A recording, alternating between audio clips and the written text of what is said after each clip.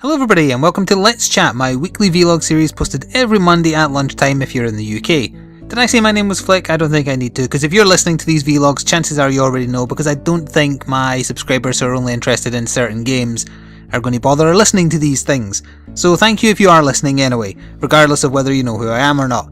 And after talking about E3 at length last time, we're going to get back into the usual routine here. So I'm going to do a little bit of questions and answers. I think those might take up the vast majority of this vlog. I don't really have much else to talk about unless you want to hear me whinge about hay fever again, because I'm still choked up with the damn thing. It's been particularly bad the last few days because there's this vicious cycle of the weather's getting hotter, which is good because it's summer, hooray! Hot by Scottish standards, as I always clarify. So it's hot at night, and if I want to get to sleep, I have to leave my window open. If I do that, I wake up all congested and choked up because I've been inhaling all the pollen that's gotten in easier through my open window. So it's either get sleep and then have a crappy day, or don't get any sleep and have a crappy day anyway because you've had a lack of sleep. So either way, I ended up complaining about it anyway. Let's just jump straight in. Now then, let's start with last week's Let's Chat. So forgive the mouse clicks, but I have it up here, which was number 29. So this is the 30th. And we'll scroll down to the bottom of the comments and work our way up to the newest. Right, so Harrow Game asks, what is your favourite game to play with friend? Right now or like ever? I'm not sure which you mean. Right now I'm thoroughly enjoying playing Dark Souls 2 co-op with good Rory and CR. What is the one I've enjoyed the most? Like ever? That's really hard to say. I think just from a nostalgia point of view, from like really fond memories, I would say that the game I most enjoyed playing co-op ever was probably Halo 1. I have very, very fond memories of playing that through co-op. So if you meant that, then that's my answer. Or if you mean stuff right now, Dark Souls 2. Dragonakis, he's saying he boycotts all of all of Ubisoft's games because of Uplay. I can perfectly understand that standpoint, although I would remind everybody that Uplay isn't as abrasive and in your face on consoles. It's the same with Origin. It's just on PC they can get away with being horrible. He also says one does not simply insult the saltier. Also 1453 was my favourite part. Was that when Maya barked? I'm not going to play it right now, but I'm going to guess that's when Maya was barking or some such. She barked seconds before I started today, by the way. Daniel Na. Hi, you really don't know why men don't like having no playable female characters. I didn't say that. And don't complain about full female characters. I didn't say that either. People these days are pretty damn perverted, and you know what, I think I'll just shut up, kinda inappropriate. Well, this is obviously in reference to the larger topic I touched on last time of female video game characters, and particularly the opinions of certain people about sexism in the games industry in terms of female characters, and this was related to the fact that Assassin's Creed Unity, whoops, I hit my desk, has no playable female characters, and Ubisoft kind of said it was because from a what was their excuse? A modelling point of view, it was too difficult because they have a lot of customization on the multiplayer assassins. They made a really stupid excuse, but I don't think it's a big deal, and I did go into this last time, so I'm not going to do it again this time. But no, I understand that some men like having female characters because they like playing as female characters because they get to see their butt and boobs and whatnot. I imagine that there's women gamers who enjoy playing as male characters to see their pecs and their ass as well. I don't think there's anything wrong with that, as long as you don't masturbate to it in front of your family. Where the hell did that come from? Yeah, I don't know where you got that from. I wasn't saying that I didn't understand why men like female characters. The point was that mostly women, feminists, are complaining that there's not more female characters. Leads, playable leads. Not necessarily just... Because, I mean, the Assassin's Creed games, you played as a female for one whole game. There's always been female assassins and female Templars relevant to the story. Granted, you didn't play as them. But from the multiplayer side, the Versus multiplayer has always had multiple female characters. So that's why I was getting so pissed off at that Kotaku writer last time, because they are nitpicking for the sake of sensationalizing a tedious story not everybody really cares about. But there you go. Rather than attract the ire of the internet, I won't talk about that subject again. Good Rory says, horse or horse? I'm going to go with horse on that one. The Rabbit. You can create your character in Sunset Overdrive, so don't worry about his personality. Ah, right, that's because I was saying last time that the main person in the Sunset Overdrive trailer was acting like a dick, and that put me off the game. I'm glad to hear that you can make your own characters, if indeed that is true, but it's still an Xbone exclusive, right? And I'm not buying an Xbone, so I still won't play it. I mean, if it comes to PC or PS4 eventually, I will, but I'm pretty sure it's an exclusive, not a timed exclusive, just exclusive. So I probably won't play it anyway, sadly. Gaming Faster Than Light. Why don't you like the Scott Pilgrim movie? I enjoyed it. It was passable for me, but I preferred the books a lot more. I think the movie took too many liberties. They rewrote stuff that didn't need rewritten. Granted, they had to rewrite some stuff, like the Scott Pilgrim graphic novels. A lot of the humour is actually based on Nintendo's franchises, Mario, etc. So I guess that's why they couldn't leave in those kind of jokes. I didn't like that they underplayed Nega Scott. I mean, I'm not just saying that because he was my avatar for a long time. It's actually very integral to the story that Nega Scott represents Scott's inability to face reality, and they just have him as a throwaway joke at the end of the movie, which was stupid. And I just don't like the way they handled a lot of it. I didn't like the visual style either. I think the casting was pretty good. The guy that got to play Scott Pilgrim was good. The guy that got to play Wallace Wells was good. Ramona was good as well. I think I remember reading that they kind of wanted to change up the story a little bit because... what's the guy's name who wrote Scott Pilgrim? I was trying to look over at my bookshelf, but I can't see it from here. He's got a triple-barreled name and he's from Canada, I know that much. Either way, I think he went on record as saying if he was to rewrite the story himself, he would have made it that Scott and Knives ended up together because it felt right. And I agree, I don't actually like Ramona's character in any iteration. But still, anyway, yeah, I don't mind it, I just don't think it was faithful. I think if someone watched the movie, they wouldn't like it. And even if you're a fan of the books, I don't think you'd like it. Like, you wouldn't think it's amazing, you wouldn't want to watch it over and over and over. But yeah, it's got some funny moments, it had some fun fight sequences. The books are much better. Except the last one. The last book is pretty bad. Moving on. David Krushank asks... Well, no, wait a minute, this is a statement, not a question. Maya was barking at Microsoft's indie policies. Okay. I see what you did there. Gale Force was pointing out that his 5-word hint game thing that was a throwback to the podcast was actually Tokiden that he was talking about. And I pointed out that that wasn't made by Capcom, so therefore his question was debunked. For the record, it's Toki that made Tokiden. Tobias, my favourite part of E3 was Nintendo runs and hides. They didn't do anything at E3. Weird Musician, are you interested in Valiant Hearts? That's the wartime one, right? That had the dog kind of centralised to the trailer. I can't play anything that has the potential of killing a dog, so no. It did look good though, it had a very interesting style. Metal Jackson RR3, this is Masamune, right? I think. I'd love a Onimusha remake. I played so much of it, on the PS2, and he's talking about that. Worse than that, the snow level in the third game made my PS2 fan sound like a jet. Worse than your PC fan. I find that very hard to believe. Actually, I haven't heard your PC fan in quite a while. Is that because of your new mic? Nope, it's still there. You will definitely hear it in every Dark Souls 2 video because I don't do my audio balances. You actually still do hear it in some of the videos I do solo, even though I do touching up to my audio, because I don't want to do too much because then it distorts the quality of the voice. Plus, as long as the game has some kind of sound and music, you don't hear it as much. But if it's a quiet game, like, say, well, recently, as far as when I'm recording this, Nether, that's pretty damn quiet, so you can hear the fan in that as well. And that about does it for questions posted on... Has my mouse stopped working? Oh no, there it is. Posted on last week's Let's Chat. So if you're listening to this now and you have a topic or a question or a statement that you want to have me read out, write it in the comment section of this video and I'll read it out when I record the next one. Right, and with that I'll close that and close my email. I'm getting more emails. That time after E3, everybody waited until after E3 and now they're just piling them on. We'll jump over to Twitter. And I know I did get at least one question because I replied to it ahead of time because it was a bit weird. Right, see, here we go. Right, so Magic Mumbo said, who won E3 in your eyes and why? Also, why must I pay for a 4G contract when there's no 4G in my area?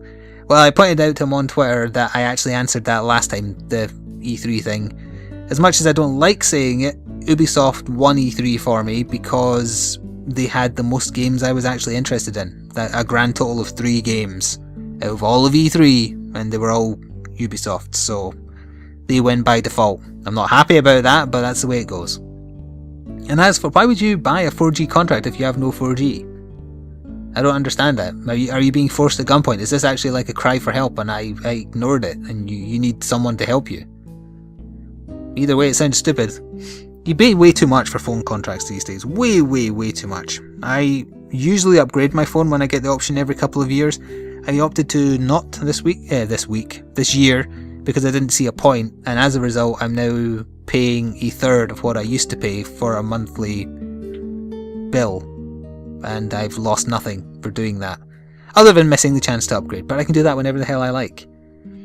So moving on, Aaron, otherwise known as TicerX, a YouTuber I did a collaboration with for Starbound. Your face please baby, if I'm understanding the slang he's used correctly. No.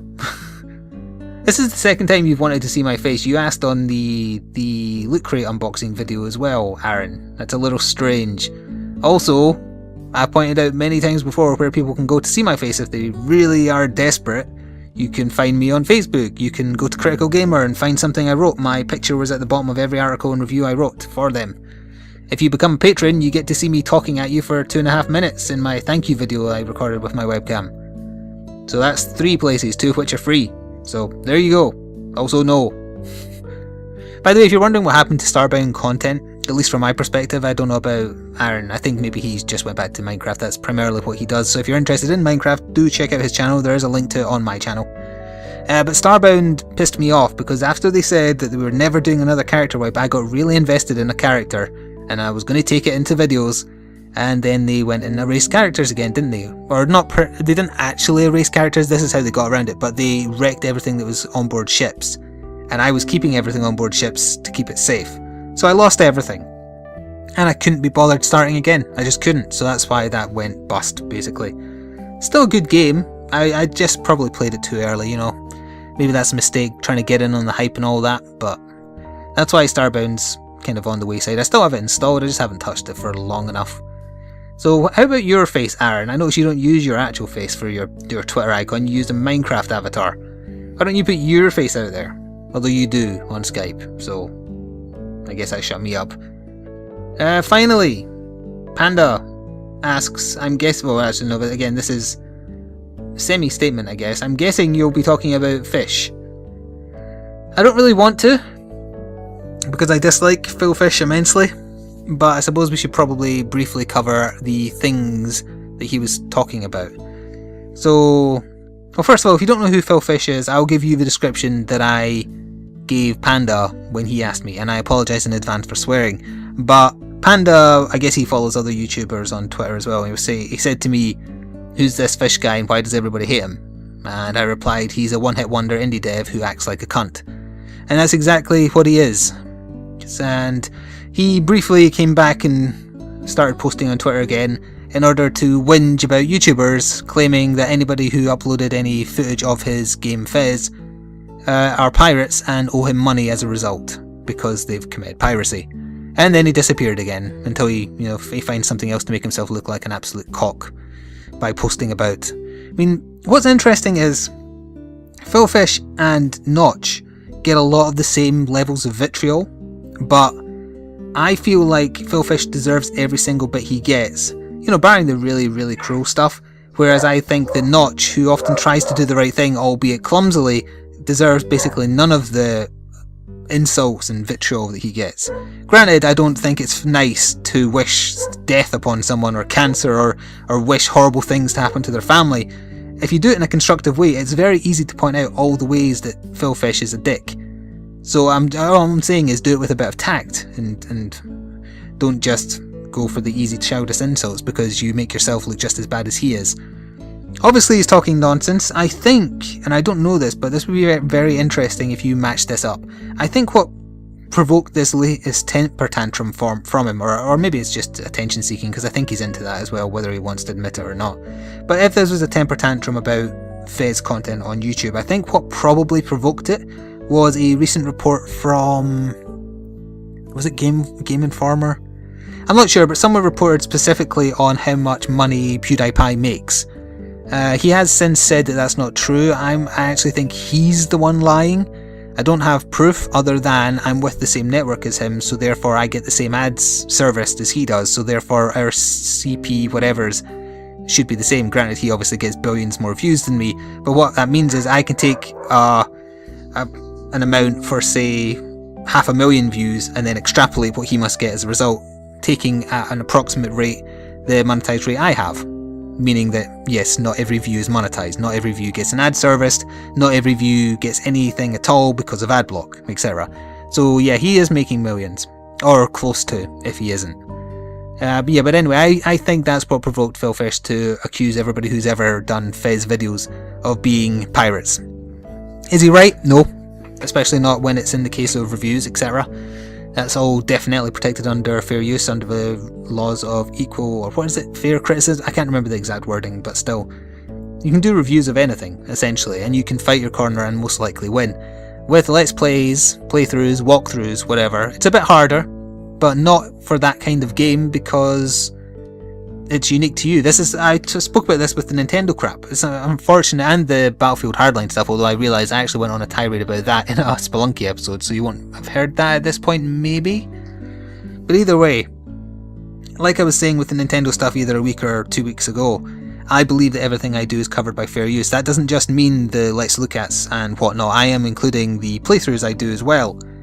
And if I didn't think that, I wouldn't do them. Well, you know, if you have permission, it technically doesn't matter. But I don't think I need permission because I think what I'm doing is protected.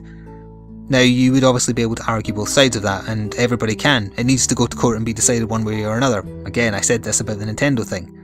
So I would definitely argue that when I play a game, whether I record it or not, that playthrough is unique to me. I'm playing it in my particular way, in my particular style, with my copywritten, unique commentary over the top. Watching me play through Fez, not that I ever will, because I'm never giving him a penny of my money, but if watching me play through Fez would be an entirely different experience to watching some other YouTuber playing through Fez. We would go in different routes, we would tackle different things, we would talk about different things, we would be unique to ourselves. So that's why I believe it is a derivative work, transformative from the original source material enough that fair use applies. He obviously thinks otherwise, although he was very nebulous in how vague his comments were and what he means. I think, as I say, I think it was partially attention seeking. Maybe he was having a tantrum as a result of reading about how much money PewDiePie makes. But you've got to... I really don't want to get too deep into this conversation. Total Biscuit did a pretty good video, and I don't usually like his content. I don't often actually agree with his opinion on most things, but he did a good one, kind of wrapping up the two sides to this argument, and it's available on his channel, even if it was, you know, put out very quickly to sensationalize and make money on the fact that this was an issue. And I'm not saying that to be overly insulting, but I listened to the video, I agreed with most of the points for once. But if you listen to the video, it's actually not as well cut together as his usual content. You can tell where there's been audio cuts, usually they're masked pretty well. But I'm not here to complain about that. I'm trying to praise the video, not complain about it. It's a good video that covers most of the points, probably more articulately than I can, given that I'm not a trained lawyer. But still, what was I going to say? I was going to go into the details of the playthroughs and walkthroughs. Yes, I think I've already covered it. I can't remember now what I was going to say. I shouldn't have let myself get off on a tangent. But the bottom line is, I think that Let's Plays are fine in the most part. The one thing that I did actually take away from the situation is that maybe I should probably link to where you can buy a game when I do a playthrough. I do it for Let's Look At and whatnot because I always speak with the devs and ask them what they want me to link to. And there isn't really a reason why I shouldn't be doing that for playthroughs as well, because, you know, give back. Oh, that's what I was going to go into. I remember now. Back on track. The argument always gets put out by people on my side of the fence that we provide free advertising. Advertising costs a lot of money. That's a statement. Advertising costs a lot of money. It cannot be argued against. It does. What can be argued against, and is somewhat nebulous unless you have access to the analytics, which a lot of YouTubers do, is whether or not the advertising actually is effective as an advertisement. Whether or not you slam a game that you cover, does the coverage of said game provide free advertising that results in sales? And then, this is another point, can you even argue that someone watching a Let's Play of a game will not buy the game and therefore you've stolen money because you've deprived them of revenue. You can't prove that a sale that hasn't happened yet was going to happen. This is the same kind of thing that happened with Minecraft a long time ago, when people were claiming that YouTubers were the result of Minecraft's popularity. But anyway, yeah, I do believe that it is free advertising. Basically, only one person needs to buy the game, in terms of if you get given it for review, I'm talking about here, for the publisher / developer to have broken even. But obviously they want more than that, and when you do a playthrough you do risk, I mean, you might show off the whole game, and will someone buy a game that they've watched a whole playthrough of? I would say not, but I would say they wouldn't watch a full playthrough of it if they had any intention of buying it. So if they did watch a full playthrough of it, they did it because they were there for the commentary and the personality rather than the game itself. And that's my own personal standpoint on it, which again puts more value on the commentary rather than the game. The game is the canvas, your commentary is the paint. You can't expect to be charged a commission by the person who provided the paper just because the painting you ended up with was profitable. Or I don't know. Profitable is probably... I think I butchered that metaphor I was trying to work with. I saw it worded better on our Let's Play actually, but I was trying to think of my own way of saying it. Or I remember seeing someone saying it was like the person who provides the football for the World Cup charging more because the World Cup is popular and they provided the football. Although someone debunked that by saying, well, actually, are you aware that people bid, like the manufacturers of footballs bid to see who gets to provide the ball, so they're actually paying for it? And oh, okay, well that's ruined that metaphor then, hasn't it? Or simile, I suppose. I'm going around in circles here.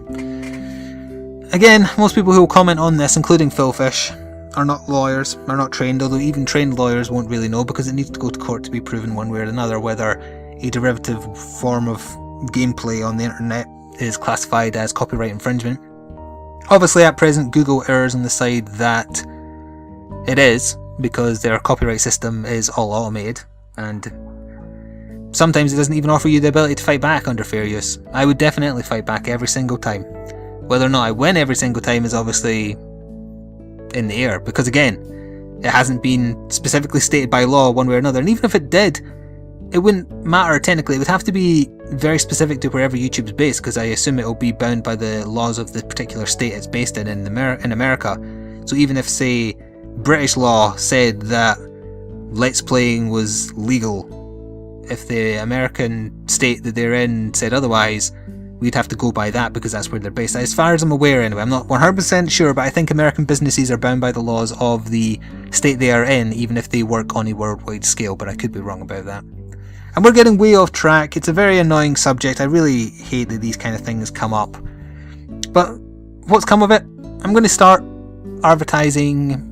Well, advertising is probably the wrong word. I'm going to start linking to, say, like the Steam store page or the official website of a game that I do playthrough of, so you'll see it start cropping up in like the Dark Souls 2 playthrough. Is that ever going to get them any sales? I don't know. It might do. I don't suppose it matters in that case, because I mean they provided the copy of the game I'm playing on, so it doesn't matter, I don't think. It's a very weird thing. Thankfully, most people, be it, you know, companies of indie devs or large scale companies, they fall over themselves to say that they don't agree. They do that for the publicity, granted, but they have to kind of stick to it as well. Otherwise their publicity will then fall off a cliff in the future. But thankfully, most people disagree with Philfish, and most people disagree with Nintendo, and as a result, the Let's Playing industry on YouTube is still a thing that exists. What would happen if it disappeared? I am assuming I could still do it. I would turn to full journalistic mode, I guess. I would do full-length reviews and previews and whatnots and spotlights and, you know, that kind of stuff. The stuff I kind of do already with my Let's Look At series, but it would have to be just that, which would be a shame, I think. As much as variety is nice, I do occasionally like doing what people call like long plays or whatever. I don't know. Here's hoping that his opinion stays in the minority and that once again he just disappears. Because I mean he's not making games anymore, so I'm not entirely sure why his opinion on anything is relevant. If he starts going after everybody who's uploaded Fez gameplay on YouTube, as in putting his game into the copyright ID system, I guess it'll just mean that there'll be a mass evacuation of videos about Fez on YouTube. Who cares? It's been out for years. Everybody who wants it has it, and anyone who does buy it now, will buy it for pennies in the sale.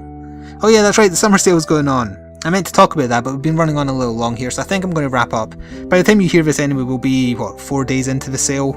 I've only bought 2 things at the time of me recording this. 2 very cheap things. I'm going to do a video on one, actually, once I finish doing this. I am very interested in your opinion on this kind of copyright subject. Granted, I don't think any highly trained lawyers are listening to my content, but I'm just curious, in layman terms, do you think that there is a leg to stand on as far as copyright goes? Do you think it's fair that they want their cake and to eat it too, a la Nintendo? If you do, I probably won't disagree with you. No, I said the wrong thing there. I will disagree with you, and I'll probably hold it against you, but I don't mind. You're free to think other things, even if those things would mean the end of what I try to do for a living. But still, let's try and talk about something cheerful next time, eh? My name has been Flik, this has been Let's Chat. Leave your comments, or look out for when I ask for them on Twitter. Thank you for listening, as well. I'll try and get more funny videos of Maya to break up these rather depressing subjects we often cover. Ta-ta for now.